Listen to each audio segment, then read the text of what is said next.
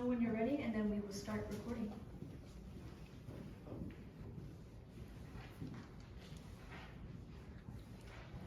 Hi everyone, my name is Zoe Avila. I'm a third-year biology major with minors in Spanish and Interdisciplinary Studies. I have been a member of VSA Modern for the past 5 semesters, and I'm very excited to be running for VSA Modern Director. I've spent the last year serving as Modern Director, and it has been one of the best experiences of my college career. When I first stepped into the role, I knew I was going to be learning throughout my entire term. However, what has resulted from my directorship has been something special. I've strengthened my love for the team to an almost unhealthy degree, and my fellow leadership members I have connected with more than freshman me could ever have imagined. I've formed deeper bonds with the members of my team, and I'm so excited to say that I would like to continue that. The work that I have done in this past year has helped shift the team towards new heights, and I'm hopeful to continue the exponential growth that Modern is experiencing both internally and externally. When reflecting on why I wanted to assume this role, I realized that I had some very lofty goals for myself. I wanted to get word out about the team to more people, both for membership and for the sake of building a reputation within the San Diego dance community. I also wanted to bridge the gap between VSA and VSAM. Both of these goals were not easy work to accomplish, but I was willing to take measures to do so. Under my direction, we were able to see great numbers at our auditions in the fall 2023 semester, recording around 65 people who came to audition for the team. And for the spring 2024 semester, we had a turnout that was slightly lower, but nonetheless successful to create our team. We have created sets that are miles above what we have brought to the table previously, all thanks to our incredible artistic team. And the results at competitions have shown. This year was the first time in the history of VSAM that we placed top 3 at a major competition, first being at Max It Out, where we got 2nd, and then Resurgence 4th, Prelude 1st. As for the reputation within the San Diego dance community, that is currently being built, but it will come with our continued work and success. In terms of bridging the gap between VSA and VSAM, I'm very proud to say that I've implemented all of the requirements that I set out to do last year. I now require all members to attend at the very least 1 GBM per semester, and it is highly encouraged to attend more events as well. We also did a lot more to help out and be present during the year, and I hope that showed especially during VCN, just during the season. I hope that the current VSA board has felt our presence in a greater manner. For this upcoming term, if elected, I want to continue the work that I've started during this past term. I hope to continue to strengthen the bond between our organizations, as well as continue working on the work ethic of our team. Building community and maintaining membership are my top priorities outside of the competitive scene, and I'm glad to be continuing that work. Thank you for your time and consideration. I look forward to representing VSA Modern to the best of my ability.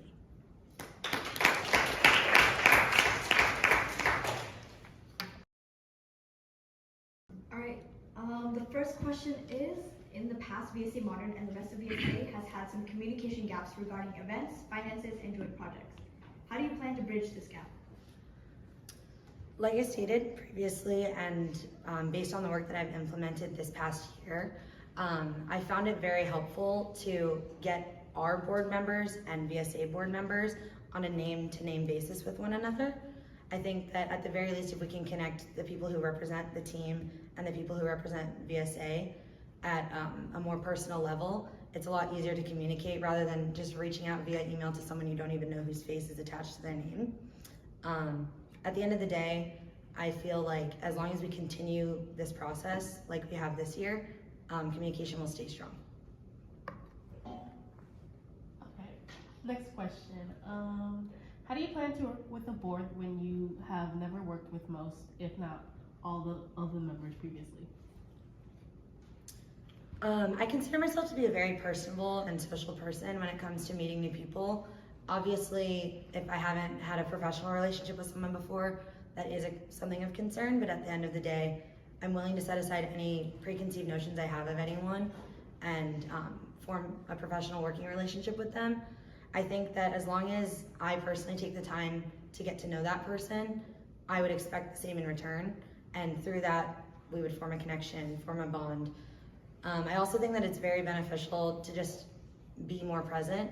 I've seen that throughout this past year compared to previous years, just being a member on VSAM, where as long as I know the people that I'm working with, that will reflect on the team as well. Okay, so this is a more scenario-based question. I'm focusing more on like the VSAM itself. So you've had a miscommunication with the choreographer for Modern Mondays, and they're pushing for a certain amount of payment that was not budgeted. What would you do?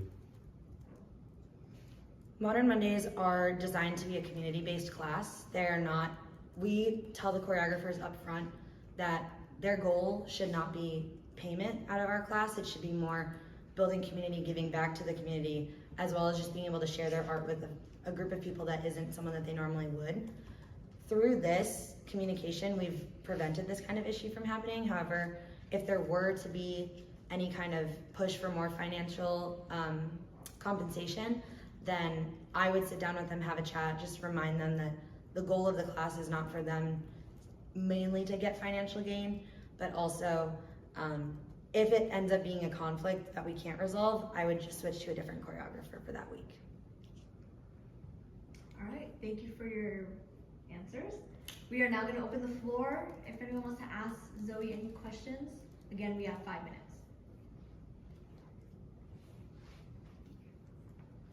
So with your implementation of your GBM requirement this year, we noticed that a lot of the VSA Modern members tend to go to the last ones and just, yes, they wait for the last GBM and don't really show up to the other ones.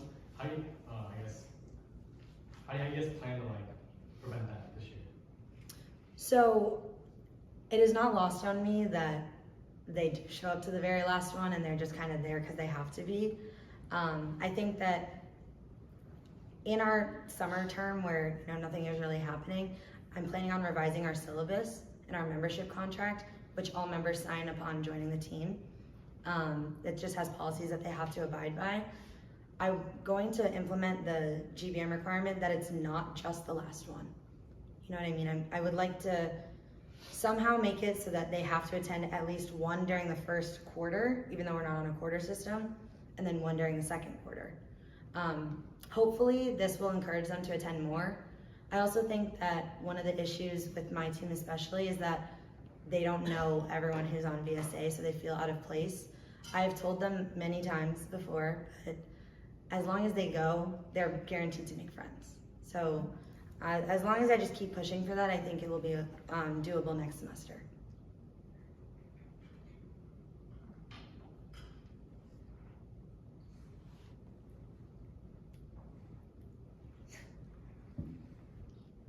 All right, last call for questions.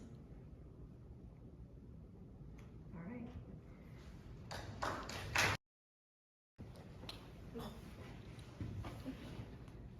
Hello everyone, my name is Ella Lim and I am a first year psychology major running to be your 24 to 25 intern coordinator.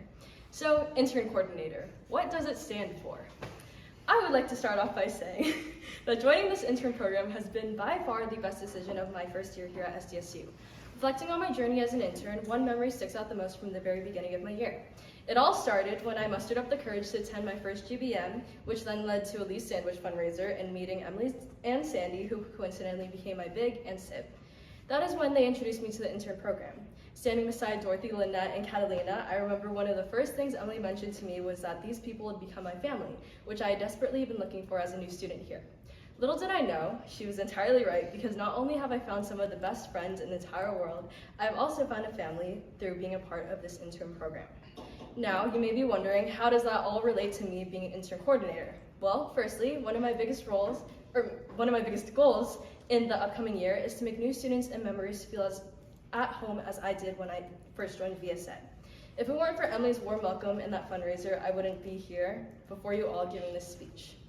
Now, what qualifies me to be an intern coordinator? Of course, being an intern this year is part of it, but also the intern program has taught me so many skills, which I believe makes me the perfect candidate.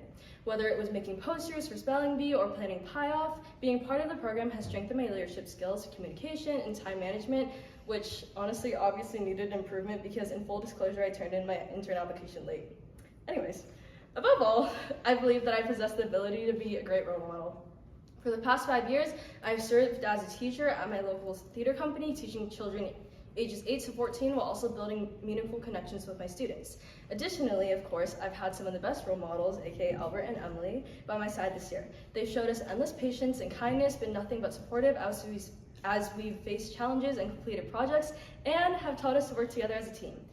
And also, in the wise words of Albert in his intern coordinator speech, they maintained a long-lasting relationship with us inside and out of VSA, which I also hope to achieve with my own interns. Now, what are my goals as intern coordinator?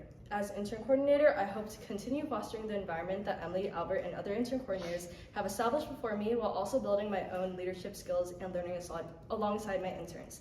As intern coordinator, I promise to keep in mind the importance of teamwork and communication, as well as the core values we hold as VSA as I guide my interns through various events. And of course, when obstacles inevitably do arise, I promise to draw from my experience as an intern to resolve the issues to the best of my ability.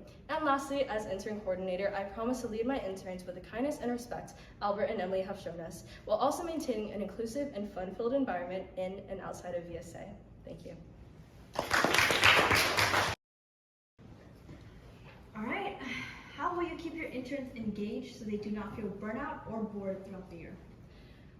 Well, I plan on including check-ins probably monthly throughout the year. I understand that as an intern, on top of our intern work, there was additionally, for example, like VCN work that caused burnout. And I think that including these check-ins would allow me to get a better understanding of what each of my interns are going through and the workload that they have on themselves, and maybe even allocate some of the interns who are taking on more of a workload. I would allocate a little bit more of their work onto, say, other interns who don't have that much stress put on them at the moment. Oh, and of course, like implementing, bondings and fun outings. Okay. Next question. What will you do if there are interns that stop doing their task halfway through the year? As I said, I will implement monthly check-ins to make sure that everyone's on top of their tasks. And of course, if there is someone who is maybe slacking off a little bit, just check in with them individually and personally make sure that everything is going okay. And sometimes I know that can be a case of miscommunication, and I can maybe give them a little bit more to do if that's the case. What is your ideal number of interns and why? I think this year we had a total of 8 interns starting off our year, which I think was a good number, with one of them eventually leaving us after the first semester. I'd say about maybe 6 to 7 interns, keeping with the number of interns we had this year, because I think our workload was pretty evenly distributed, and our stress levels in terms of intern work were pretty maintained throughout. All right, and then this is a scenario-based question. What would you do if the work given to the interns was divided unevenly, unbeknownst to you, leading to some interns shouldering either more of the burden, or even one or more interns refusing to do any of the workload or to share it? I think first and foremost, I just want to establish that they can always come to talk to me whatever it is, whatever the scenario is. And in that case, I would, again, sorry, I keep talking about these check-ins, but if they do voice their opinion about having too much versus compared to someone who may not have as much, I will make sure to talk to each of them individually and figure out a way to make it more equal. All right, now we are going to open the floor to any questions. Karis? In a situation in which there is a problem with one intern versus the rest of your intern class, and it is something that you have gotten onto, how would you resolve it?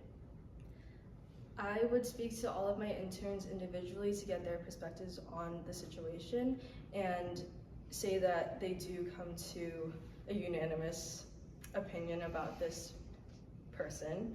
I would also individually talk to that person and see from there what we can do about it and how to resolve the situation. Emily? So a big part of the intern program is having candidates to be interns. So how would you advertise the intern program or recruit people to sign up? Because that is a big part of the beginning of the first semester. I guess along with social media, of course. Well, one of the biggest ways that I found out was through GBMs and fundraisers, and so just really pushing out the idea that there is this program and adding more details of what exactly being an intern entails would be a great idea. Albert? This is a little like a two-question type, but first question is, I'm not sure if you know, but this year we had, not pushed, but we made a deadline earlier, a month early for our intern program. So during that time you have, like I think around from beginning of school, August, to around September, October. So in those 2 months around, what qualities will you look for an intern, and how will you ensure that you have enough for the number of interns you want?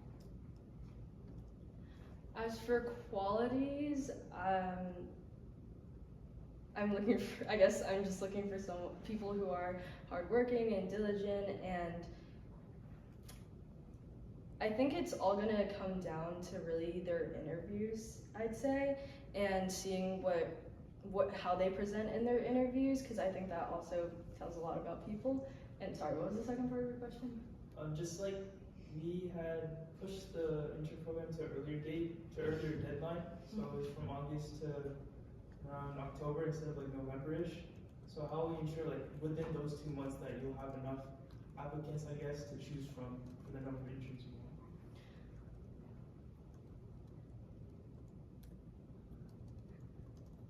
want? I think possibly sending out an interest form and just gauging how many people we have based on that interest form, and if we need to pub more or send out the word more about this intern program, then we will. And if we already have, like, say, more than enough, then I guess we're good.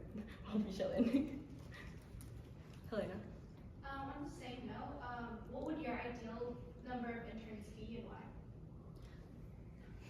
Oh, sorry. Did you say the exact number? I'm so sorry. It's okay, don't worry. Do you want me to? Oh, no, it's fine. I'm sorry. I'm hard of hearing. I don't know. My bad. Alright, we have time for 1 or 2 more questions left. Tracy. So you mentioned earlier how the interview process was a main component about gauging whether or not you want to choose the person as your intern. That the interview process is a very short amount of time. During that time, what will you be looking for in terms of red flags on who you won't choose? I think one of the most crucial things would be how prepared they are, because I mean, if they come to the interview unprepared, it really shows what type of person they are overall. And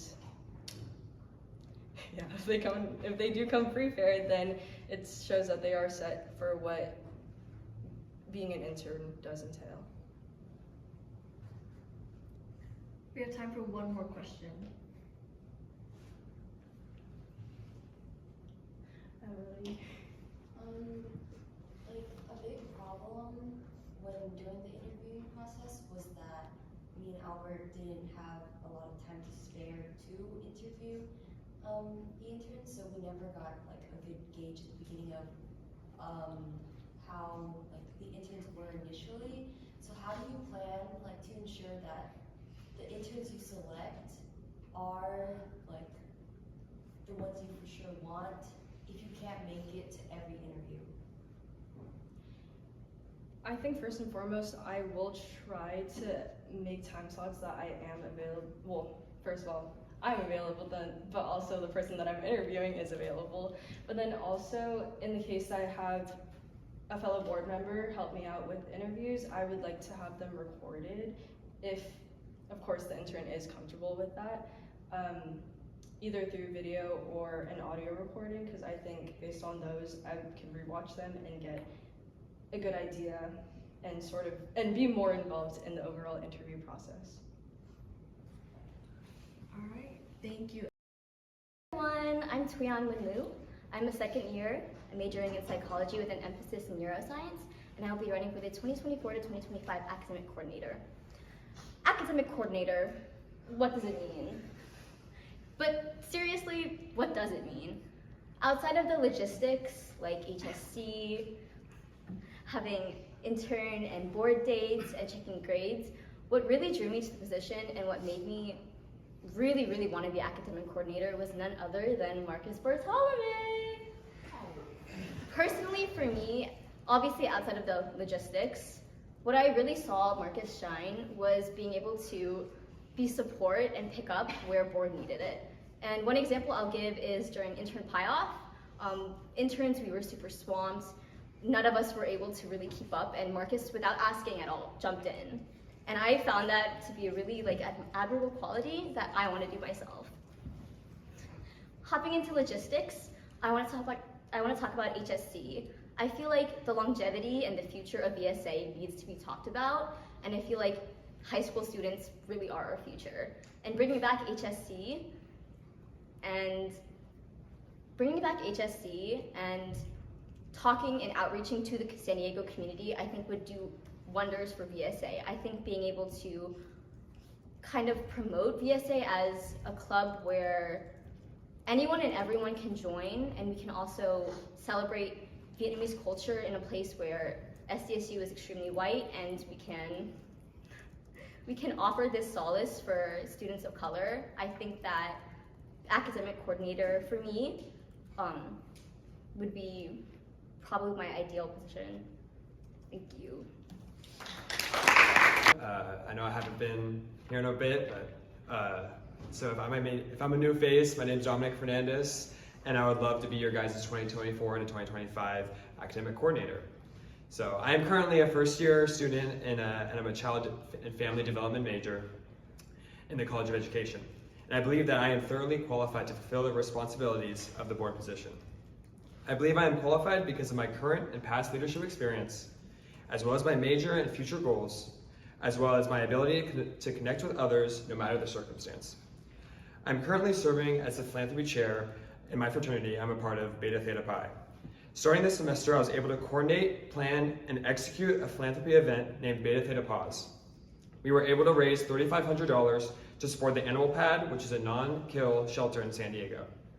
I was able to execute this event by working with my philanthropy committee, creating a space where everyone has the same amount of power to provide input and ideas. This was my strategy for making sure that as a team, we could pull off such an event. I believe that teamwork within a leadership role is critical to achieving the best possible result to execute your goals. Moving on to my past leadership experiences, I've been a camp counselor and mentor for others multiple times. When I worked as a mentor for Science Alliance in high school, where a program where high schoolers mentor fifth graders and create science projects for a science fair, I learned how to connect with others no matter if I have immediate similarities with them or not. Because of the massive age gap that I'm working with as a mentor and a camp counselor, I've gained the ability to connect with almost anyone no matter the differences. This contributes to my strengths working when it comes to working within a team to effectively carry out our goals. This is especially important since I want to re-implement the HSC or the high school conference program. For the HSC that I plan to bring next year, I believe that not only my current and past experiences as a leader, but also my future as a child and family development major comes into play. Child and family development is under the College of Education, which places me in a field where I'm surrounded by and learning how to become an educator. Learning to become an educator means I'm learning what it means to support children and families when it comes to their child's academics, but also, again, to connect with those children. This will come in handy when I'm speaking to and working with high schools that we can hopefully bring onto campus and show them the opportunities they have in the future. Does that mean 30 seconds?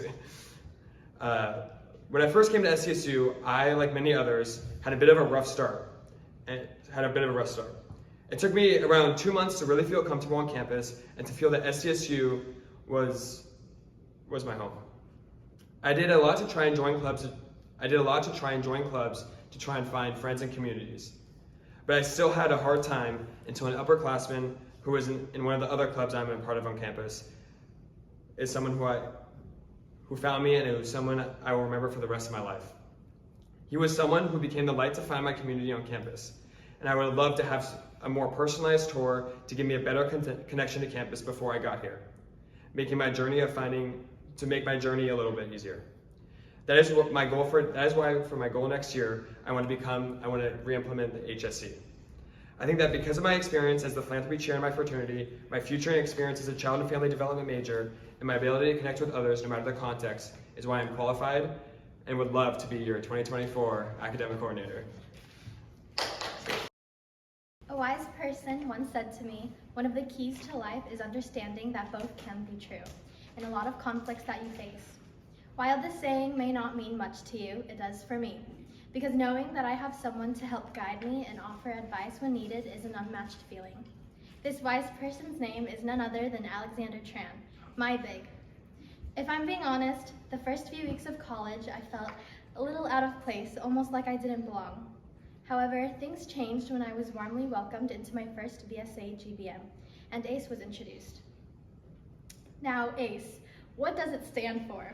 It stands for Anchiem, emphasis on N.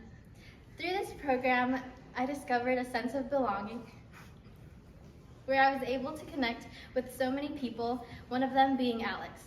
I firmly believe that having a mentor and someone to look up to has positively shaped my first year of college. Allow me to formally introduce myself. Hi, my name is Lynette Bartolome, and I am a first-year biology major. I am running for next year's ACE coordinator because I aspire to create meaningful bonds for future mentors and mentees. This year, I joined the VSA internship program, which allowed me to become heavily involved with the club. As a result, I've gained valuable insights which I believe will be beneficial for this position. Drawing from my 3-year experience in high school ASB, a student-involved leadership role, I have developed the skills needed to coordinate large socials and gatherings. Additionally, I spent 2 years on an event team where I strengthened my communication skills and gained lots of hands-on experience in planning and organizing events in which I am very passionate about. Looking ahead, I envision a year filled with engaging activities and unforgettable memories guided by the wisdom that was shared with me. Both can be true. I want to create a space where everyone feels welcomed and valued just as I did when I first joined the ACE program. Thank you.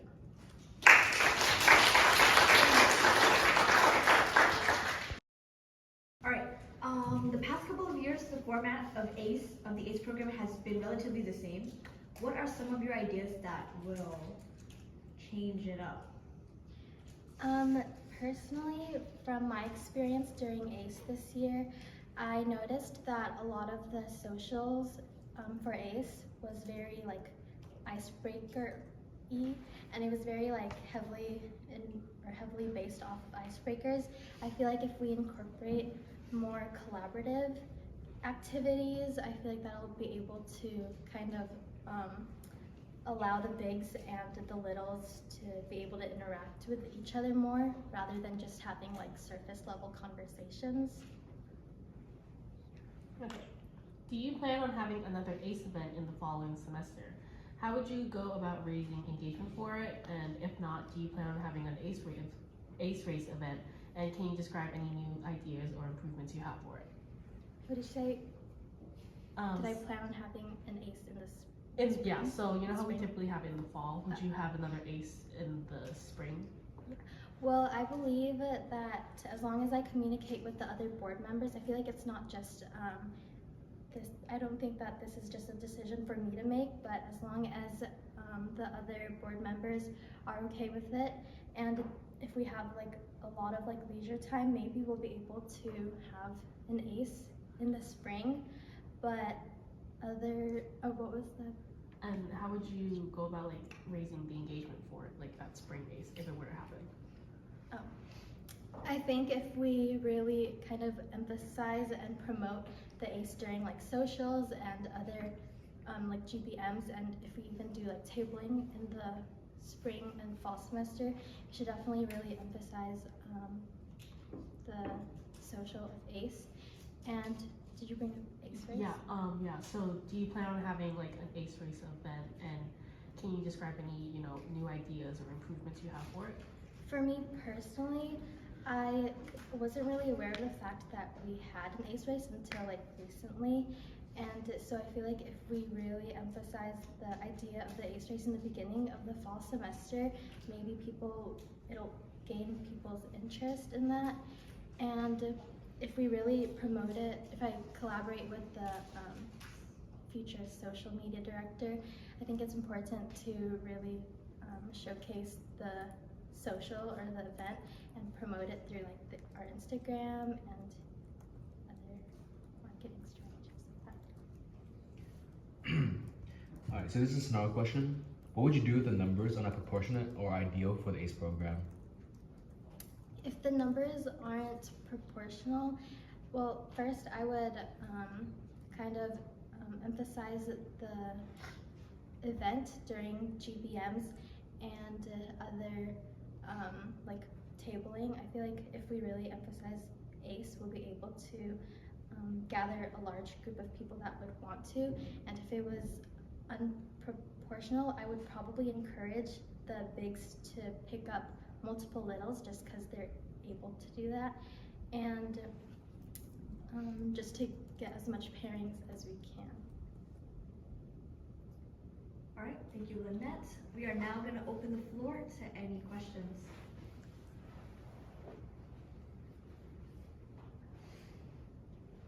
Tommy? So, one of our biggest issues with ACE is that a lot of people sign up for ACE and then either sign up for ACE and have never done anything VSA before and then leave, or they do VSA at the beginning semester, do ACE, and then never show up ever again. So how would you, as ACE coordinator, try to prevent that if you can? Well, first of all, for ACE, we have a total of 3 socials before the actual ACE reveal.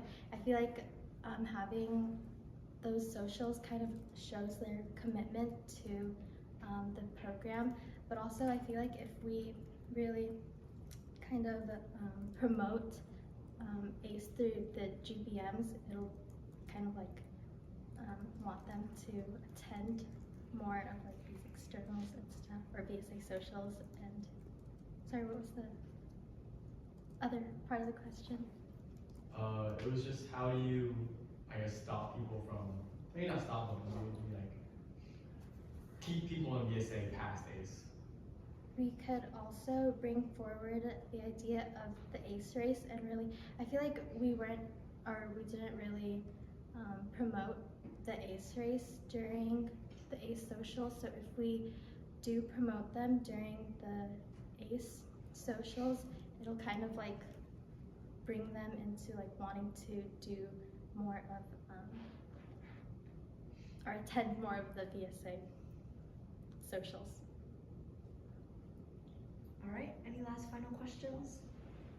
All right, let's do Helena and then we will end. Would you also allow community college students to attend ACE or do the ACE program? Community college students, for me, I feel like everyone and anyone should be welcomed, but I definitely would kind of see if, or like kind of talk to them, because I know that a bunch of, since most of the littles and the bigs do come from SDSU, I think it would be important to take note of whether that big or little would want to be paired with someone who is attending a different school or a community college. So I feel like it's important to probably add that to the Google form just to see if they're interested in being paired with someone like that.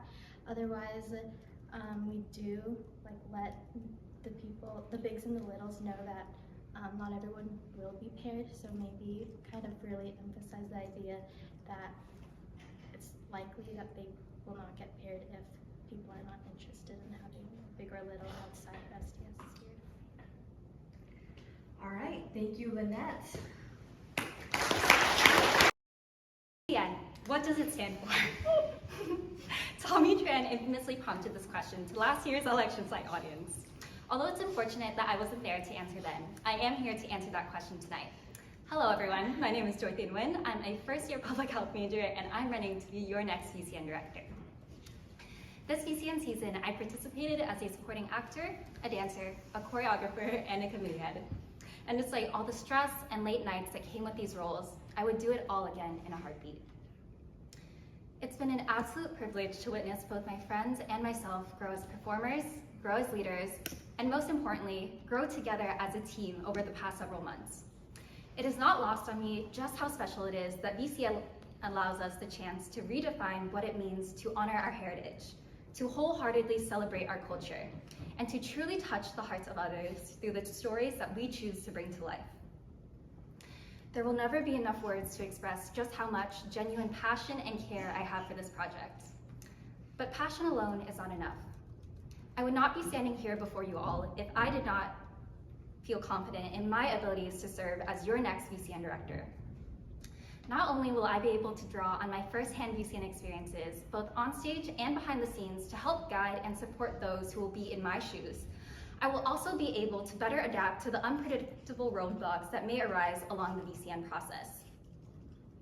I also pride myself in being an excellent communicator, as demonstrated by my weekly dance practice reminders, personal attendance checkups, and countless follow-up questions. With a project as big in scale as VCN, this trait is more essential than ever to keep everyone on the same page across different dances, committees, and most importantly, across schools.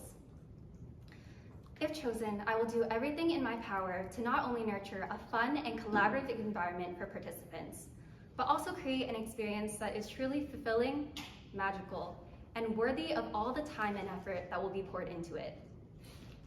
Beyond my promises alone though, I hope that my actions within VSA this past year have proven to you that I am proactive, hardworking, and trustworthy. Please understand just how much I mean it when I say that I would be honored to serve as your 2024 to 2025 VCN director. Thank you so much for your time. All right, since VCN is one of our biggest events and usually takes place during some of the busiest times of the semester, how will you maintain engagement with the actors, dancers, and committee members to ensure that things are running smoothly? Obviously, there's a big jump in workload going from fall semester to spring semester when it comes to VCN. In order to prevent burnout, I would want to prepare as much as possible going into fall semester when it comes to getting the details and organization of VCN sorted out. When advertising VCN, I would be sure to emphasize the commitment that it would take during the spring semesters and during big events, so that dancers, actors, and participants know what they're getting themselves into. Additionally, I know it can be very draining to attend weekly practices or acting rehearsals or prop making sessions. I would try to make this experience more fun by also implementing socials and bondings just to create more camaraderie between the participants, especially since we may be working with an external school where not everyone knows each other. Okay, so knowing that VCN is one of the biggest events of the year, what is your ideal timeline for planning? You know, script writing, committee heads, and logistics.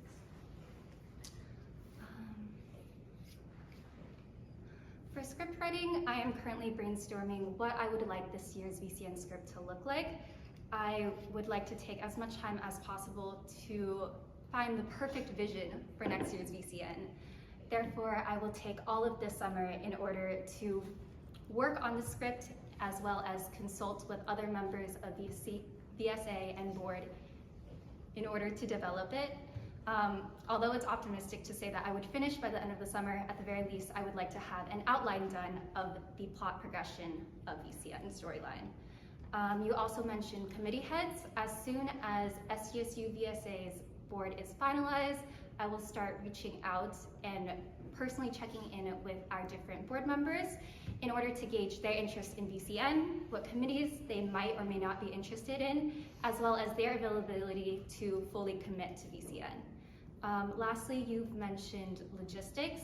Obviously, VCN is very logistical heavy because there are many moving parts. I would try to research and outreach to venues as soon as possible because that is one of the main logistical aspects we need to sort out, as well as looking into details such as insurance and other technical aspects. Okay. In the past, we've collaborated with an external school for our VCN. If you decide to not work with them for the VCN that you're hosting, how would you communicate that to the external board or school and your internal board? I'm sorry, can you repeat that question again? It's okay. So in the past, we've collaborated with an external school for our VCN. If you decide to not work with them for the VCN that you're hosting, how would you communicate that to that board and to our board as well? Firstly, before I make the decision to not work with an external school, I would make sure that this decision is well informed and well discussed within both SDSU's board and how each board member feels about this topic, as well as the external schools board. I would not blindside them with this news. Instead, I would have multiple conversations leading up to it about the commitment that SDSU can provide versus the commitment that this external school can provide. Ultimately, I know VCN can involve a lot of personal relationships. I would do my best to maintain professionalism and maturity throughout the process and be clear about the reasons why we cannot collaborate with the school and hope for a good relationship despite this moving forward. All right, thank you, Dorothy. We are now going to open the floor to any questions.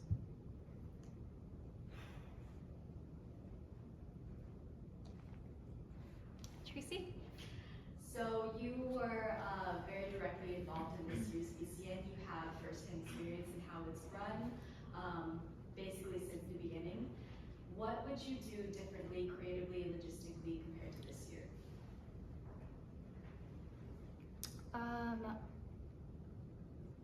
Because I served as co-dance committee head, I believe that this is a very creative role. So speaking specifically to that experience, I would like to have more open communication with my choreographers and allow them more autonomy in aspects such as choosing their song choice, the length of the song, and the props early on. I think sometimes as a choreographer, I felt a bit locked down about the decisions that were made early on in the school year. And though I stick by them, having this perspective, I think I would be more empathetic to this committee and the creative aspects that go along with VCN. Karis. As someone who knows the public health major, your second semester sophomore year is a very difficult semester. How are you going to balance out your schoolwork with VCN, especially since VCN is a big part of that second semester? That's a great question. That is definitely a factor that I took heavy consideration into when I was applying for this role. Luckily, many public health majors are pre-med or pre-PA. Me personally, I'm not taking this route, so my workload will not be quite as STEM heavy. That being said, you are correct that there are definitely difficult classes in my mix as pre-major requirements. Again, as I've mentioned, there is a huge jump in stress levels for VCN directors comparing fall semesters and spring semesters. Therefore, this morning, when I registered for my classes for fall 2024, I decided to load up on my more difficult sophomore year classes during fall semester so that I have more time to dedicate during spring semester.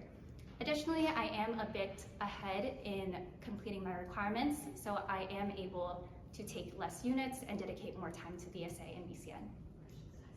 All right, we have time for one more question. Kiana?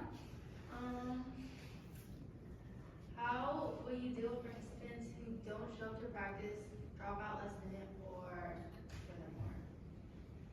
furthermore? That's a great question. Just speaking as someone who is dance committee head this year, I definitely wish that I was more stern about attendance. Although Catalina and I did implement an attendance check system where we had choreographers fill out a spreadsheet of who would show up on time, who would be late, and who would be absent to each and every practice. To be honest, we did not take enough initiative on actually reinforcing checkups or consequences for those who did not have great attendance. I think knowing this now, I'd be more proactive about checking the attendance of each dancer, and when that sheet starts to look more yellow or more red, checking with them personally about what is going on in their lives, what is preventing them from committing to VCN fully, and if we should or should not move on with them as a participant in VCN. All right, thank you, Dorothy. Hi, my name is Mackenzie Nguyen, and as I mentioned in my SSC speech, I am a second-year marketing major. Previously, I mentioned I was on ASB. My specific role in ASB was Publicity Commissioner. As Publicity Commissioner, I created content for social media, publicizing events, and continuously updating new information on anything school-related. Then I was also entertaining and engaging to the student body. My job was to also promote events through flyers and multiple social media platforms. I've also taken numerous of digital art and Photoshop classes in both high school and college. Throughout high school, I was also on yearbook, so I have experience with cameras and in capturing moments throughout the year to share them with people, also in editing and laying them out. Right now on the side, I'm also a social media marketing intern, which requires me to upload multiple posts throughout the week to promote the business. On top of this, being a really good opportunity for me to grow, I personally just enjoy photography and being able to capture moments and look back at the memories. I also have a really big passion in art in every form, both physically and digitally.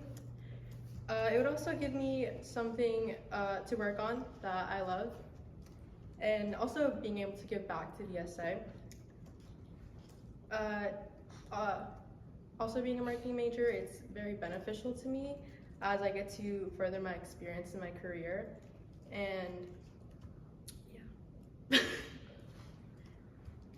Yeah, it's good. Your first question is, do you have any ideas to increase VSA's publicity? Yes. A lot of the bulletin boards around school, I actually tend to stop by them, and I've never really seen any of ours. I think as freshmen, my first year, passing dorms in Zero Hall, like I would always stop by seeing like what events, so I feel like publicizing through that, and as well as social media, reaching out more than just like having them like look for us, reaching out and looking for them as well.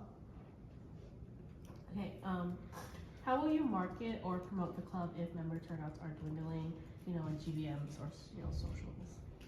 I myself, I'm pretty involved with school, and I feel like as that, I can like mention it to others' clubs and see who interests them into joining the club, as well as being upfront with like freshmen and incoming students, transfers, and I know like a part of being in the AS pantry, they have a lot of transfers and international students, so I feel like there I'm also having an opportunity to expose the club, exposure for the club. Okay. Let's say you were editing a video for a VSA event, and then the next day, after an hour of editing without saving, your program crashes and all your unsaved work is lost. What would you do? Just start again. Honestly, I would just start again. Okay. Things happen. I get it. Sure. All right, thank you for your responses. We are now going to open the floor to any questions.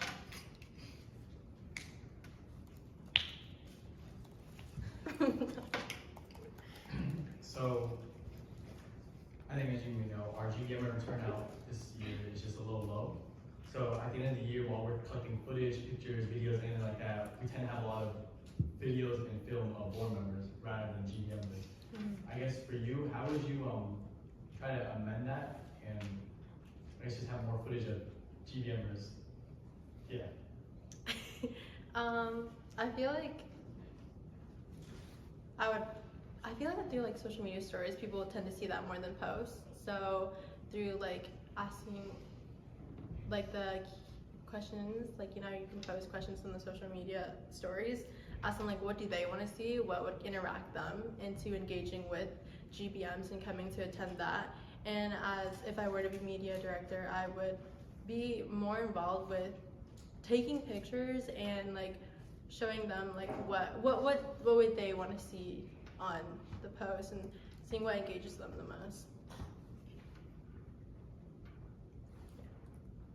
When it comes to posting on social media, what would your timeline look like? Would you post an event the week before, 2 weeks before, or so on? I actually think starting earlier is better. I would say at least 2 weeks, and then upcoming more and more, like more exposure to it, both like digitally and physically through flyers and verbally.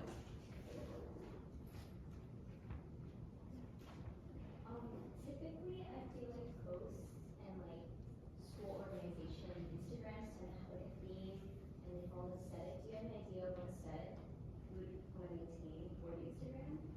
Currently right now, I really like how it's going. I feel like it's very creative and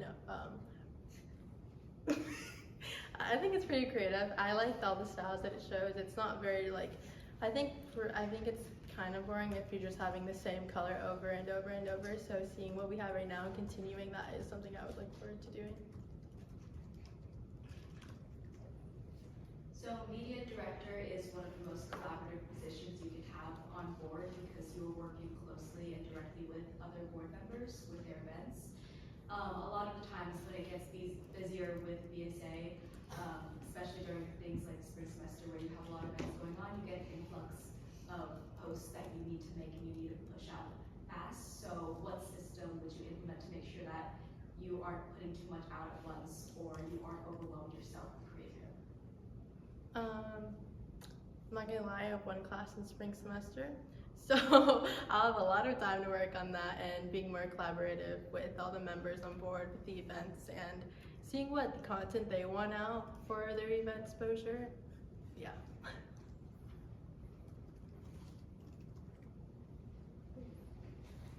What type of content would you use more of in your term as a media director?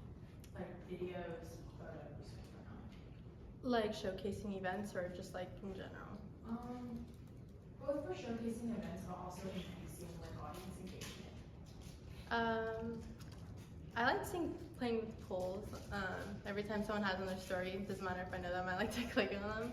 I think that's engaging to see what they want to see and like get to know what they want to. It's like we can also ask them like, what do you want to see on social media? Like, how are you going to feel more engaged with us and like want to keep up with us, as well as like I feel like something really engaging is, other than just like posts, is like videos and reels. I like to watch through those, and I know those get more exposure than posts do.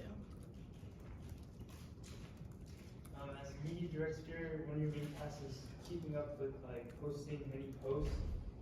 And I guess one big negative about that is that you might feel unmotivated at times and like run out of ideas. How will you, I guess, find a way to resolve that problem? Well, especially working with other board members and like promoting their events, I would collaborate with what they want, not just what I see and what is fit for that event. As well as also looking for inspiration from other people's clubs and see what they're doing at the moment and what's working out for them. All right, we have time for one more question if anyone wants to ask.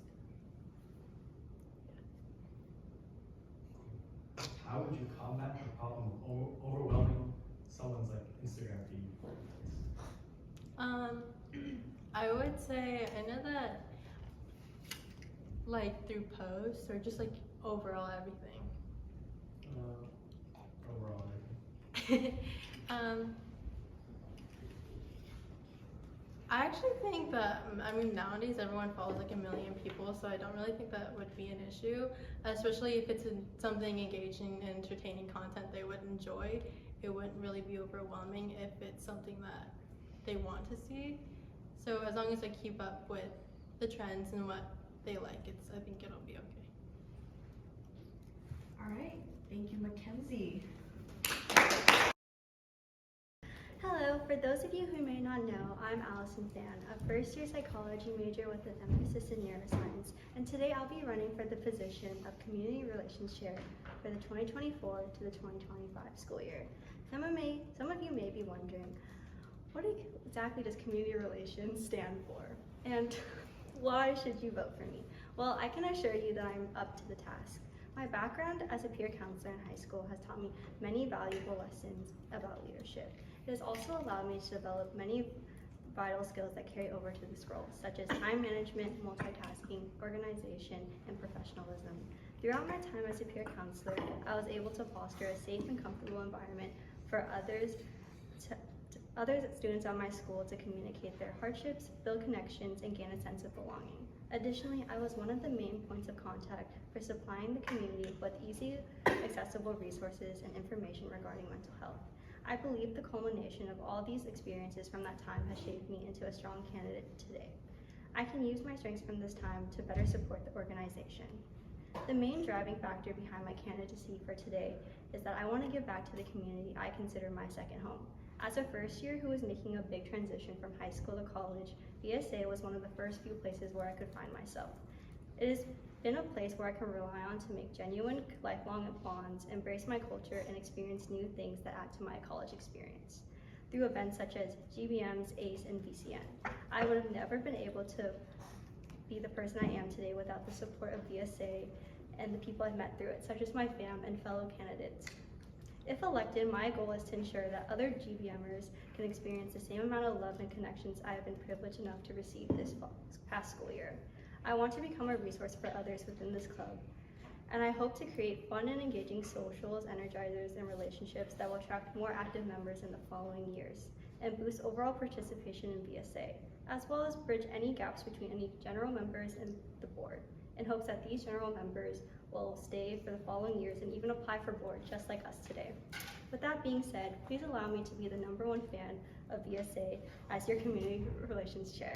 Thank you for your time.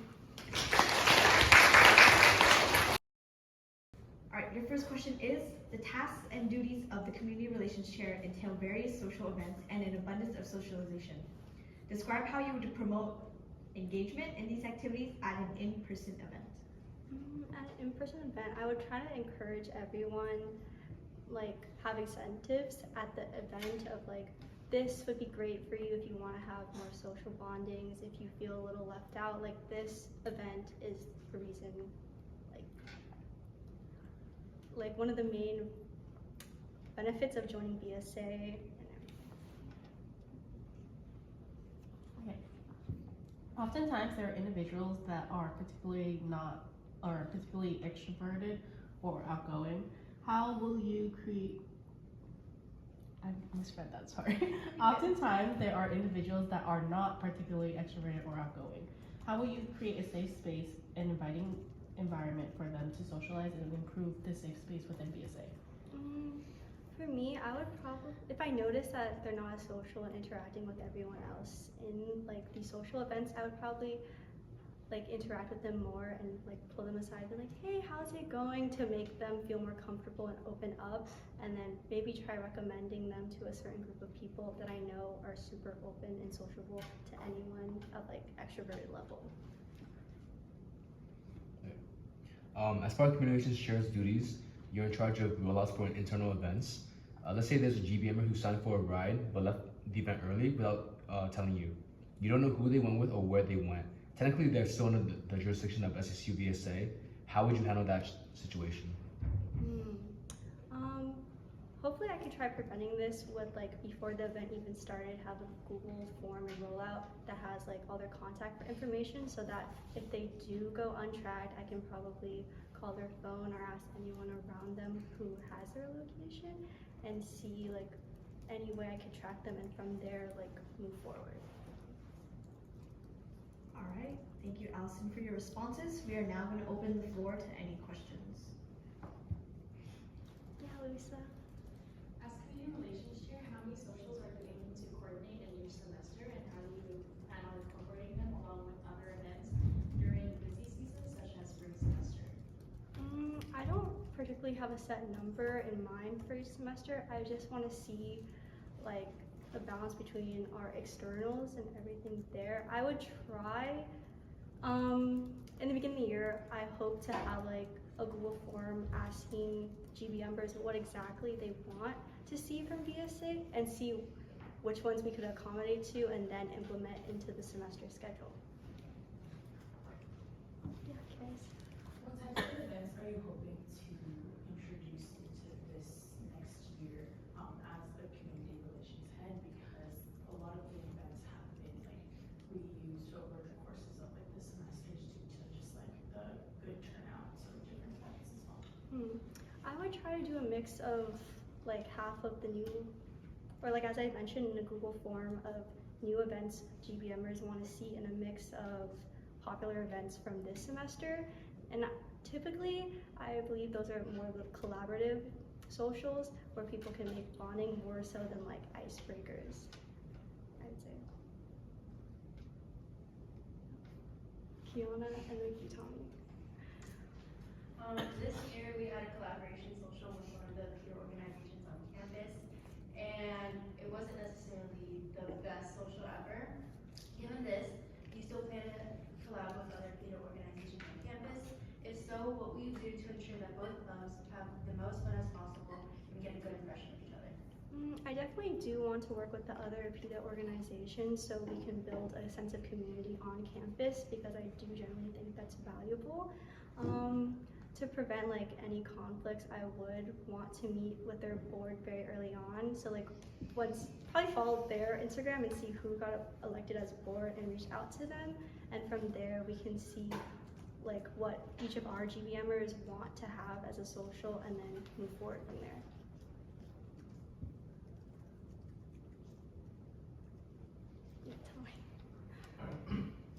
So this is a scenario question. How will you deal with a GBMer that wants to leave early during an event such as bonfire, even though they originally agreed to stay at the event the whole time? I would probably ask around to see if anyone is willing to accommodate that person, like through rides, or if anyone else is leaving during that time, and make those connections in order for that person to go.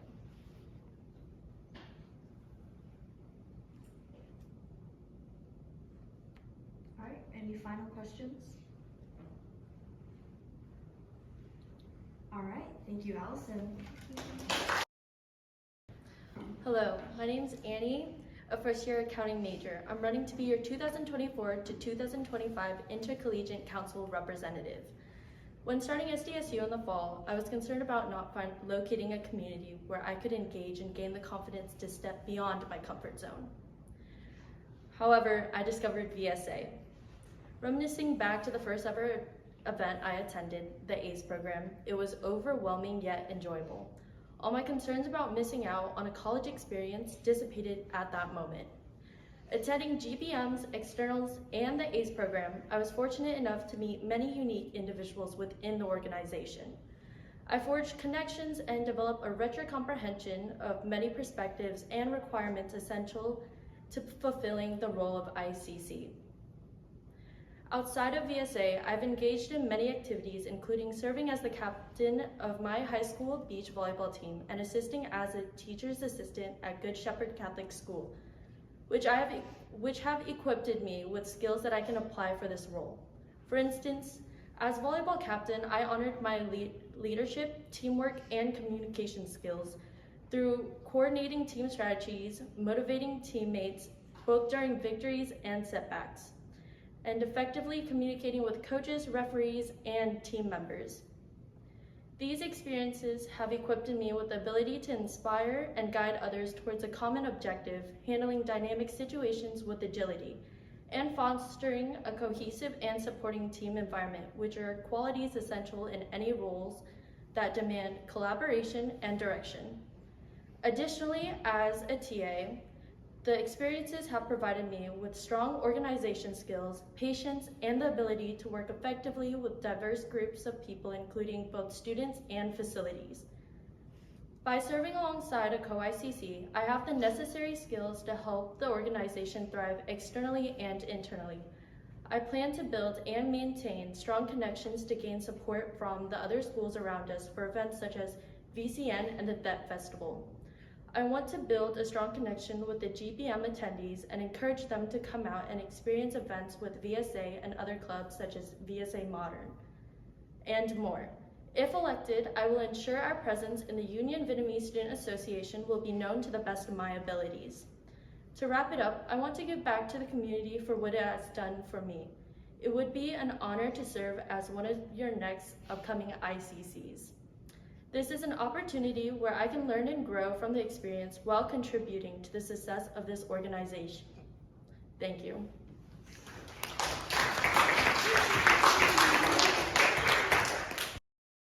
Responsibilities of ICC, such as UVSA-wide events, DevFest, UVSA Camp, to name a few. How will you balance these responsibilities with your academics, internal and external affairs? During the first semester, I used a planner and Google spreadsheets to allocate with my schedule between work, friends, and school. Therefore, managing my schedule for the upcoming year with the role of ICC would not be an issue for me, or wouldn't really be an issue. Okay. Next question. If you have a co, how will the dynamic look like in terms of the workload, and what if you don't get along with one another? If my co-ICC and I don't get along, I would pull them aside, have a sturdy talk with them. Of course, be open to what they have to say about like the situation, but really in the end, it's a private, it's not really that big of a deal. So what I'm trying to say is we'll find a way where we can meet in the middle and just get along in the end. Okay, so this next question is a scenario-based question.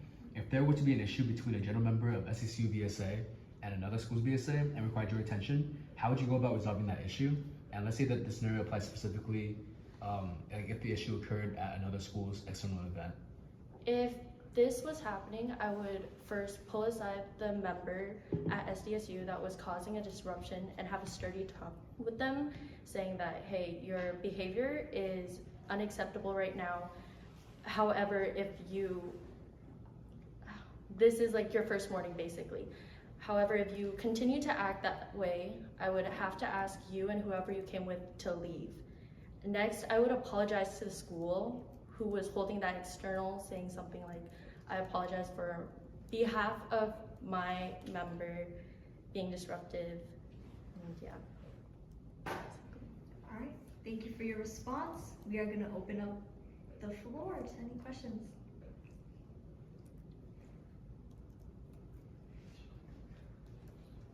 Tommy? So one issue we had at the beginning of this year with our relation with UVSA was we had a lack of board members going to camp, and we got a lot of pushback from UVSA. As ICC, how would you deal with that situation, particularly if next year's board decides they don't want to go to UVSA camp? Well, being ICC, I have to be committed to most of the things like meetings, the festival, and our externals. Therefore, I would try and attend almost all, or if not like the majority. Therefore, hopefully next year camp we have more representatives.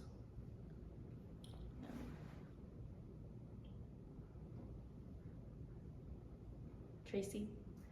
So ICC has very set role in UVSA and on board with VSA. The events that they go to are consistent throughout the last few years. What part of your term would make you different than the other years past? Sorry, Like, could what you? goals do you have that would set you aside from the other ICCs in the past years?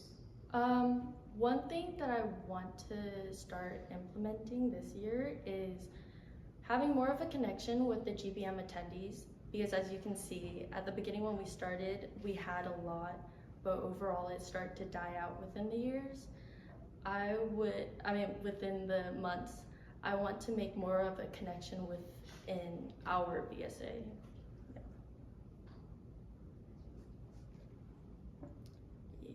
Yeah, Karis? In what way would you promote like GBMer attendance for these external events, and how would you possibly help them like get to certain places for external events specifically?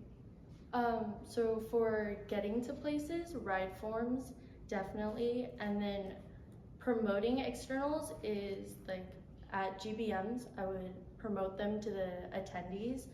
Hopefully, I would be able to get in touch with our whoever's running Instagram and stuff and seeing if they can make a story with that. Yeah.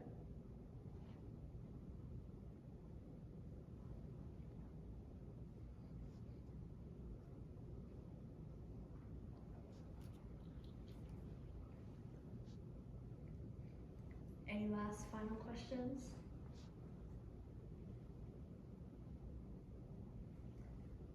All right, thank you, Annie.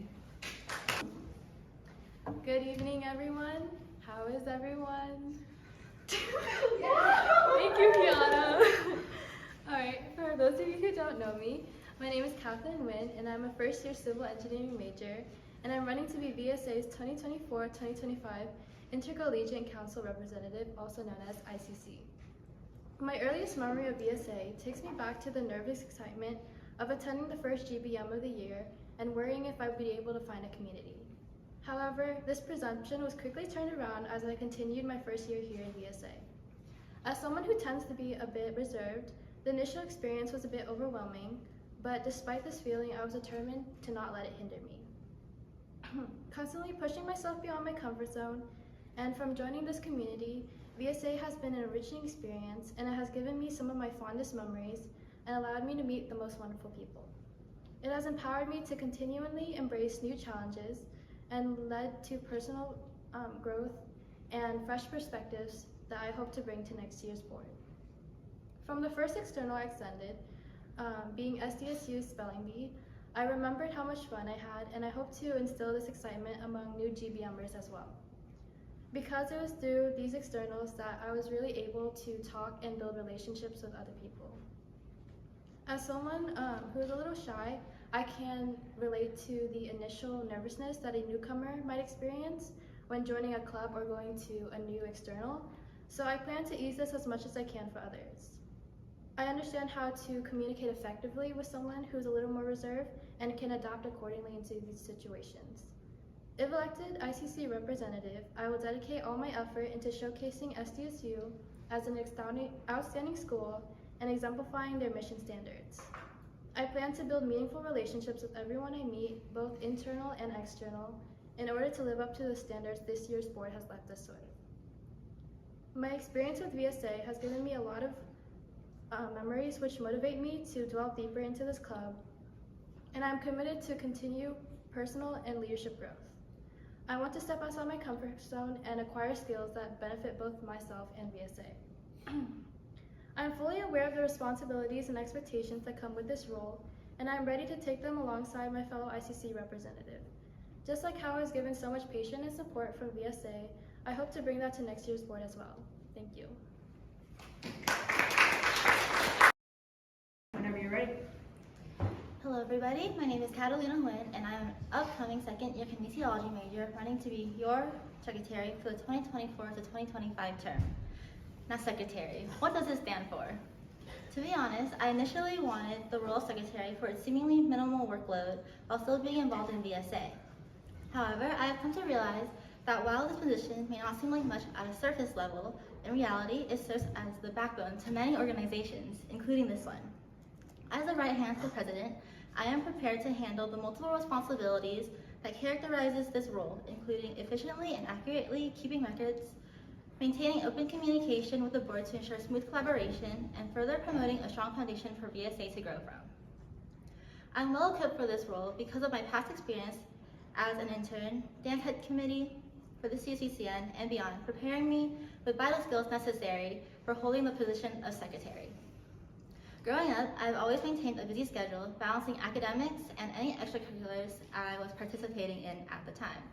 This has taught me how to prioritize my time and any important tasks, meaning that I am comfortable juggling the many responsibilities I will have as a secretary and as a student. In both my personal and academic life, I am generally an organized person, keeping lists to stay on track with what I need to do and making sure everything has its own place. I even organized the work that the 2023 to 2024 interns completed throughout the year on our drive. Through being a committee head, I've improved my communication skills. I have seen firsthand the importance of reaching out to people to make sure everyone is on the same page and understand that good communication is a key factor to being successful in a group setting. My involvement as a committee head has also helped me become more detail-oriented, paying attention to little things so everything runs cohesively. Lastly, I have a background in using online tools such as Google Drive and Excel, which will allow me to efficiently record important documents such as meeting minutes and creating GBM slides. I'm extremely technology proficient and will do everything within my capabilities to learn any and all new skills necessary for this position. In conclusion, I am dedicated to being the backbone of this organization and providing support to my fellow board members throughout the year.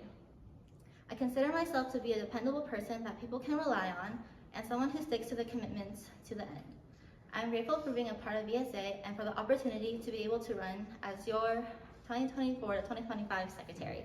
Thank you for listening.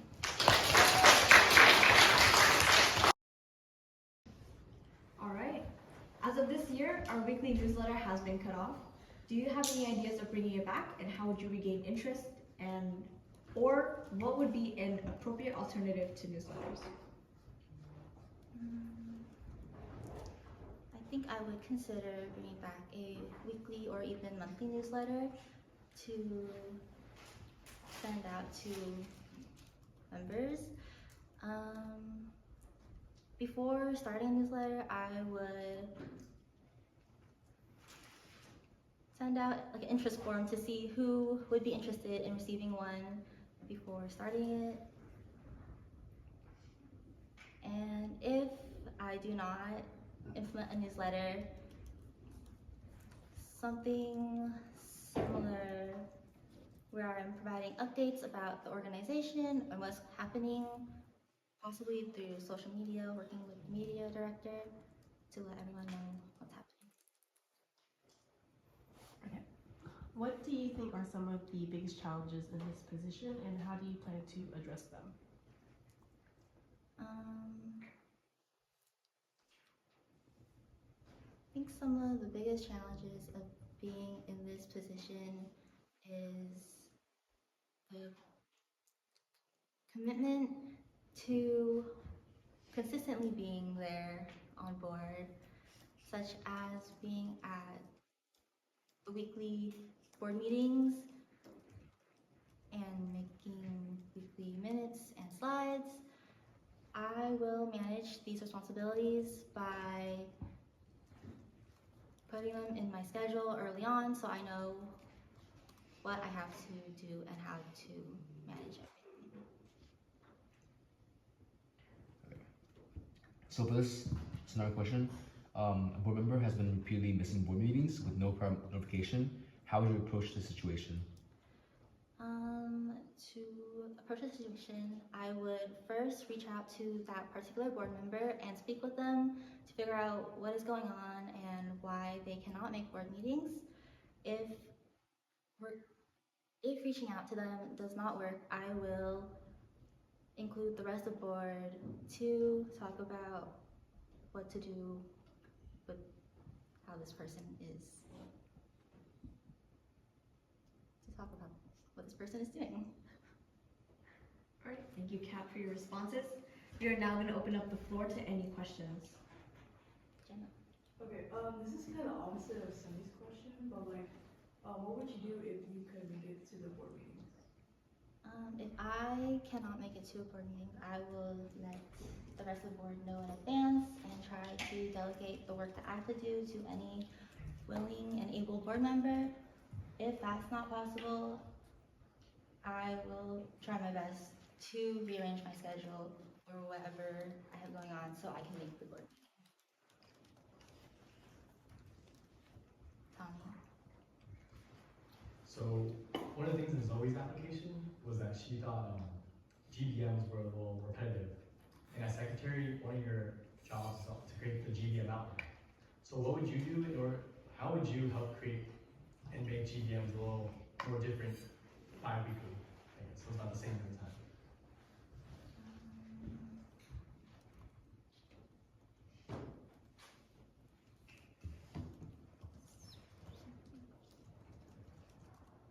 I know this year community relations was responsible for doing like icebreakers and games at the end of GBMs, and I think that helped switch up the GBMs a lot and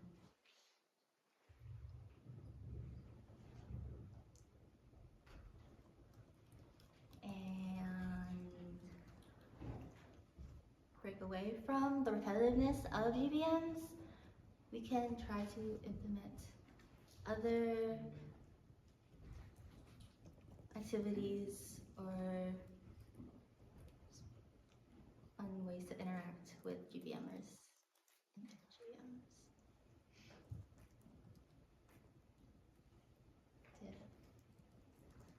All right, we have time for one more question, if anyone wants to ask. So, since SDSU VSA has been established for a very long time, are there any plans of alumni events that you're thinking of to bring back, hopefully, just to facilitate communication and build a strong community on campus?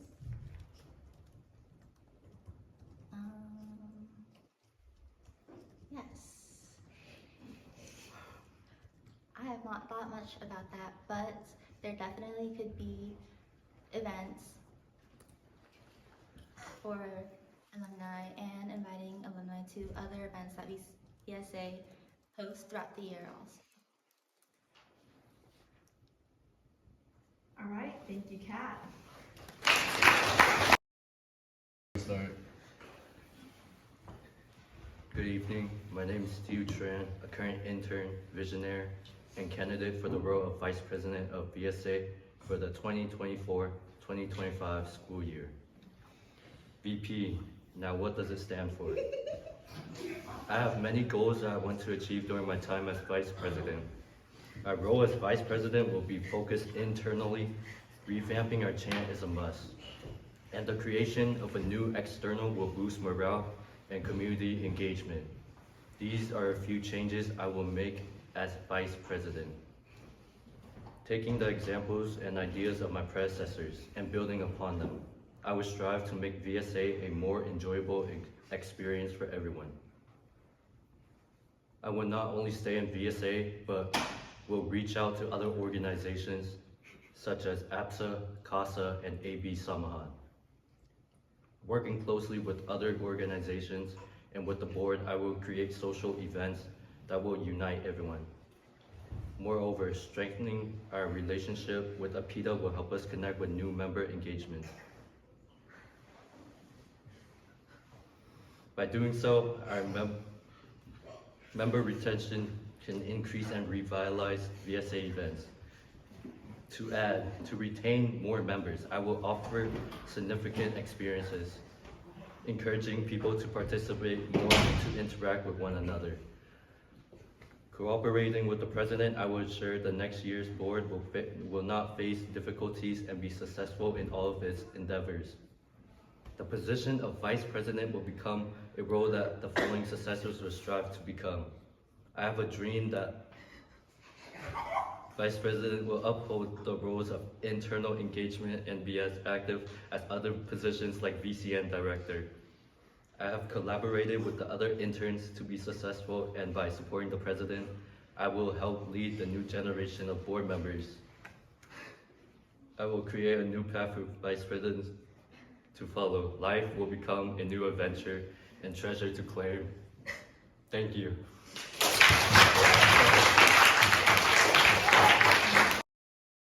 You believe that it will complement the presidential position?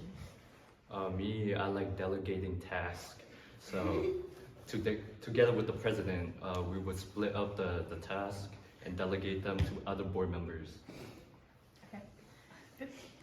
Yeah. What is your vision for SCSU VSA in regards to involvement on campus and with internal relations? And how will you maintain relations with internal organizations? All right, so to maintain relationships with internal organizations, I will create, like I stated before, I will create socials with other organizations with the help of our community relations to just create more socials and whatnot. And can you repeat the first part? Yeah, what is your vision for SCSU VSA in regards to involvement on campus and with internal relations? All right, so I want SCSU to be more involved because if you go to APITA, most of us will be in our office, not mingling. So yeah, I want more VSA people to just roll out to other organizations like events and whatnot. All right. Your second question is going to be a scenario question. An issue is brought to the attention of the executive board, and you all have come to an agreement regarding the next steps. The president has the last say in all decisions, but you still disagree.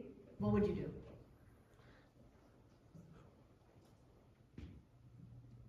Differences aside, I will agree with the president, or I'll just have to, even if I don't. But if things drag on, I am willing to compromise. Yeah. Okay. Thank you too for your responses. We are now going to open the floor to any questions. Tracy. So the vice president is the first internal contact when it comes to different organizations on campus, including other partner organizations in APITA and APITA as a whole. If there's a conflict between two organizations, whether it comes to time, events, people, how would you handle that? Well, I will reach out to the representation of that organization first, and then try to mediate and solve the problems. But if that does not go well, we'll have to take it up with Dr. Lohagan or whoever else.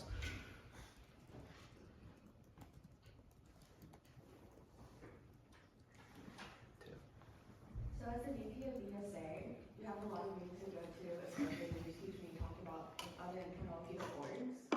So let's say that the PITA Center opens up a task force to all of those organizations, including those from the Asian Brats and some of the other ones as well. So let's say you have a meeting the day of and you cannot make it. Who would you place a contact to be in that position to help you fill in all the details and make sure everything is in place about an org's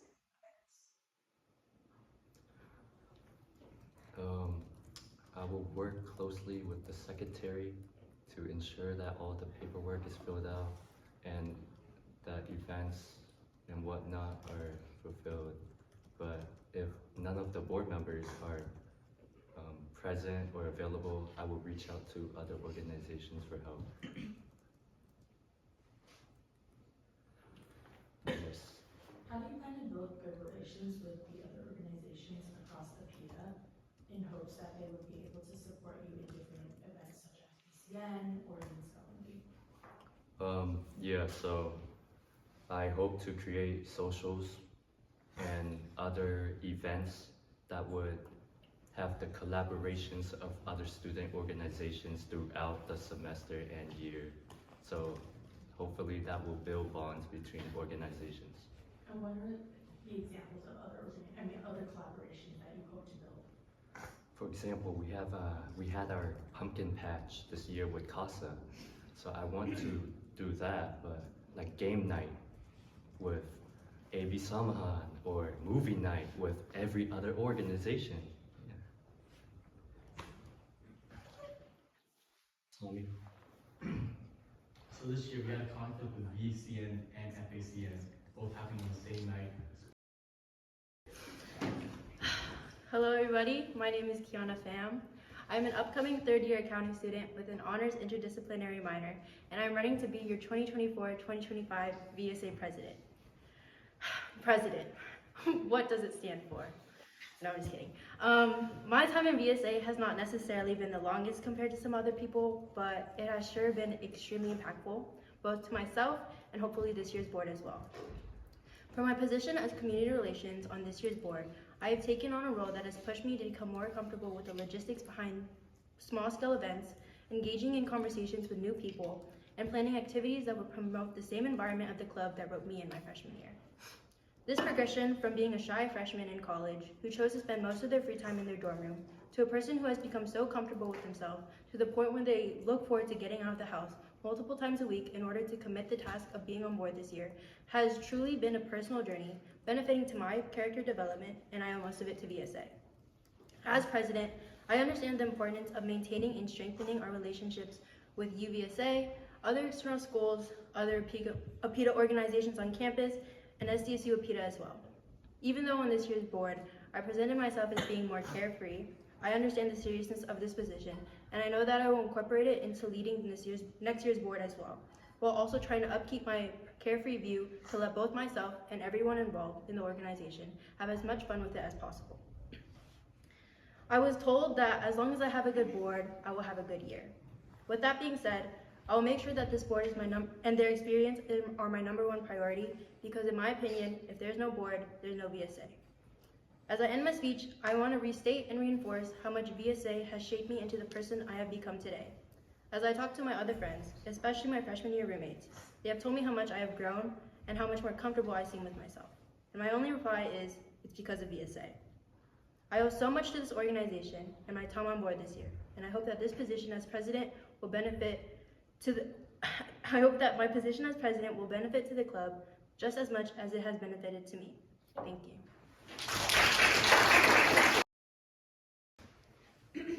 All right, your first question is, what are your goals for the future of the club and how will you ensure these goals will be reached? I think my goals for the future of this club are pretty simple. I don't have many changes. I think that this year's board was ran very well. I do have one thing where, especially in certain socials or certain events, I was kind of disappointed with board member turnout and the lack of board members that would come to the socials, because in all honesty, SDSU BSA does not really maintain a great GBMer turnout. So board representation at these events, and especially board and interns, are especially important. And I know that as community relations, not seeing as many people from board come out to a social is very disheartening. So I think I would try to incorporate very light but very doable board requirements, and that including attendance. So, for example, even though I haven't necessarily finalized it, definitely incorporating or requiring attendance to the big events like Spelling Bee, BCN, if we have an HSC, to make sure that those events that require so much work and thought behind it are rewarded, especially to the organizers. Yeah. All right, your second question is, being the forefront of VSA, with UVSA and APITA, how will you ensure that these relationships are maintained with all the people that you need to tend to? So your board, interns, yourself as well. I think the most important part is leading by example. I think that if I do not do as what I want my board to do, it's gonna go in vain. So I'll be sure to connect with UVSA, but much more easier, I'll be try to connect more with APITA and APITA organizations as well. As T said, he wants to incorporate being more in the common space rather than the office, and I agree with that as well. I think that trying to push ourselves more beyond our office, beyond our community limitations is really important, in both, that would both benefit us and also get our name around, not only to GBMers that are incoming students, but GBMers from other clubs. There's a lot of people who are interested in VSA who are in other Asian orgs who admittedly are very intimidated with us. So I think if we push ourselves out there to make ourselves known, it'll be more beneficial not only to them but to us as well. What are your plans for maintaining a steady number of active members, as it is typical for student orgs to have their numbers drop after the first couple of weeks? I think the best strategy is trying to push out as much energy in the forefront as possible. I think that if we, especially in the first few GBMs and socials, if we talk to new GBMers, I'm very interested in getting to know them and incorporate them in what we have planned, and plug, like say in a GBM, we plug in a social or we plug in an external. I think that's very important. I think what we have to offer in this organization is very interesting, but I think advertising is a big part of it. And I think if we continuously advertise and also just be friendly and act like we want to talk to these people, I think that's a very important issue. I think it's a very important task that we need to do that will hopefully improve our member maintain. So as you know, VSA hosts many events throughout the year, some larger than others. What plans do you have to prevent burnout and raise morale within your board members? I think that I like what we incorporated this year, which is less small scale events. So maybe trying to push out less socials, especially during the spring semester. I know we have BCN, all the externals that are basically compiled with on each other in the spring semester, and also potentially the addition of HSC. So I think maybe advising to push out less socials and kind of advertise the bigger events. Fall semester wise, I think that's where we could incorporate more socials. To prevent burnout, I like the idea of monthly to weekly check-ins to make sure that each person on board can do their task with 100% energy and with 100% passion, to say the least. And I think that if a person were to come up to me, or a board member were to come up to me and give me a reason why they don't think that they can do their position, I feel like it's my responsibility as president to try to delegate the position or try to take on as much responsibility off of them as possible, so they can focus on their personal life. Let's say there's a task that must be delegated that's not specifically in anyone's bylaws, and no one steps up to do it. What would you do? I think as president, I would try my best to do it, or I would try my best to delegate it to myself.